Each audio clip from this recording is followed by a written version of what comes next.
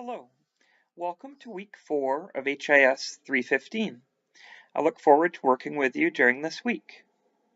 This week we focus on the economy of the United States and the government's role in the economy, particularly focusing on the post-World War II period. I think it's important to note that in the early 20th century, the government played a relatively limited role in the economy. At the turn of the 20th century in 1900, there was no federal income tax, for example, and there were very few social programs as well. In 1900, for example, there was no unemployment insurance, Social Security didn't exist, Medicare and Medicaid didn't exist. So much of what we think of today as federal programs involving the economy didn't exist 118 years ago. A dramatic change took place with the Great Depression. The Great Depression, of course, was a devastating period for the economy beginning in 1929. And starting with the election of Franklin Roosevelt in 1932, you begin to see the enactment of a number of new initiatives and programs to try to mitigate the worst effects of the Depression. And it's during this period that you see the creation of programs like unemployment insurance and Social Security. There continued to be an expansion of the US government's role in the economy, essentially from 1932 up into the early 1970s. This expansion included the creation of Medicare and Medicaid in the 1960s. Healthcare is one major aspect of the US economy. About 1/6 of the US economy today is healthcare. Also, it included in the early 1970s the creation of the Environmental Protection Agency, which of course regulates the economy to a significant degree to protect the environment. Starting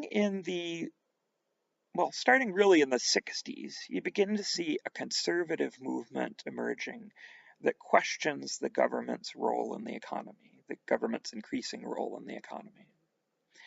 And with the election of Ronald Reagan in 1980, this conservative movement came to power nationally. And in the 1980s, 1990s, and to some extent up to the present day, there has been a movement to restrict or limit the government's role in the economy.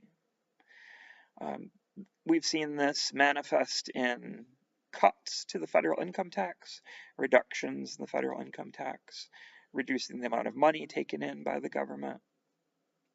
And we've also seen efforts to cut or restrict social spending on social programs.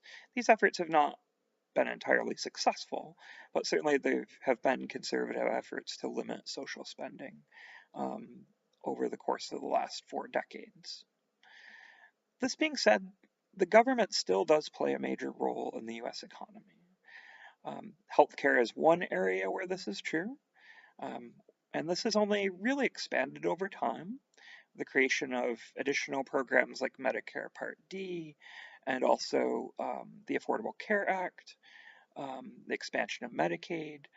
So certainly in the realm of healthcare, the US government has played an increasing role in the economy really up to the present day.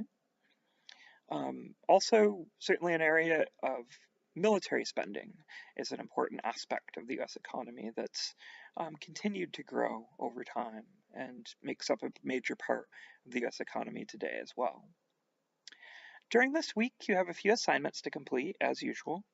You have the discussion board, and remember you should be posting your own initial response to the discussion board question and more than 3 responses to other students' comments. You can also respond to my comments. Those posts count as well. You also have a writing assignment to complete that involves this theme of economics and the role of the government.